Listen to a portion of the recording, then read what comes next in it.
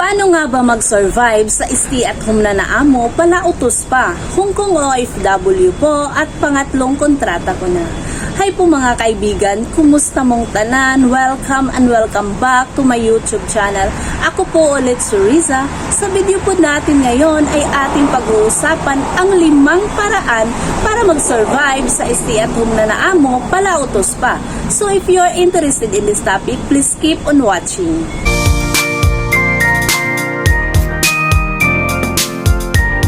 Maliban ba sa mata ng CCTV ay meron pang mga matang nakatutok sa iyo? Isa sa dahilan kung bakit marami ang nag-break contract ng mga domestic helper dito sa Hong Kong. Yan ay dahil sa mga stay-at-home na amo at palautos pa. Ang una ko pong employer mga kaibigan ay stay-at-home si babae pero natapos ko po ang aking kontrata dahil sa mga tips na ito. Sa mga gustong pumunta at mag-apply as a domestic helper in Hong Kong, sa mga baguhan dyan, huwag po kayong matakot or mapanghinaan ng loob dahil bihira lang naman po ang mga stay-at-home na mga employer dito sa Hong Kong. Kaya kung maswertihan nyo po sila, dapat nyo na pong paghandaan habang maaga pa. Panoorin nyo po ito hanggang dulo ang bidyong ito. Paalala lang po mga kaibigan, meron din namang mga employer o amo dito sa Hong Kong na mga stay-at-home pero okay sila, wala silang pakialam sa mga helper nila kung anong gagawin nila, hindi sila pala utos. So kung kanya ng amo mo ngayon, hindi para sa iyo ang bidyong ito. Para lang po ito sa mga may mga stay-at-home na amo at nahihinaan na po ng loob at halos hindi na po makapag-finish contract. So, paano nga ba mag-survive sa stay-at-home na naamo palautos pa? Una po, habaan ang pasensya. Master and manage your emotion dahil expect na makakaranas ka ng utos dito, utos doon, hindi ganyan, hindi ganito. Tapos may daily routine ka pang kailangang tapusin. Ano na ang gagawin? Habaan po ang pasensya mga kaibigan at mag-adjust. Ilabas na po dyan ang plastikan. Plastikan po ang labanan dahil may mga among ititest ka muna kung hanggang saan aabot ang iyong pasensya. Huwag mong ipakita sa kanilang harapan na naiinis ka. Lalambot din ang mga puso niyan. Pero syempre may mga amo talagang masama na ang ugali. At halimbawa hindi na talaga kayo nagkakaintindihan, sumagot ka po sa mahinahon na paraan. Pag-usapan niyo po, wala pong problema na hindi nasusolve sa mabuting usapan. Sumagot po kayo na may respeto pa rin. At ang pangalawa, paano mag-survive sa stay-at-home na naamo pala utos pa? Pangalawa po mga kaibigan, diskarte. Diskarte po ang labanan para makasurvive. Huwag pong pahirapan ang sarili kung hindi pinapagalaw ng iyong amo. Huwag mo nang galawin para linisin. Mag-ipon po ng lakas dahil may mga time sinusumpong ang mga yan, bored ang mga yan, kung ano-ano ang mga ipapaloto sa'yo, kung ano-ano ang mga ipapakalkal sa'yo para linisin.